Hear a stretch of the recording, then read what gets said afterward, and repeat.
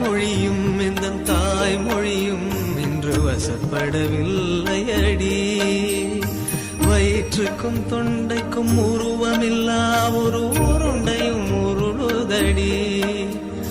காத்திருந்தால் எதிர்பார்த்திருந்தால் ஒரு நிமிஷமும் வருஷமடி. கண்கள் எல்லாம் என்னை பார்ப்பது போல் ஒரு கலக்கமும் தோன்றுதடி. இது சொர்க்கமா நரகமா சொல்லடி உள்ளபடி. நான் வாழ்வதும் பிழை கொண்டு போவதும் உன் வார்த்தையில் உள்ளதடி. என்னவளே அடி என்னவளே எந்த இதயத்தை தொலைத்து விட்டே.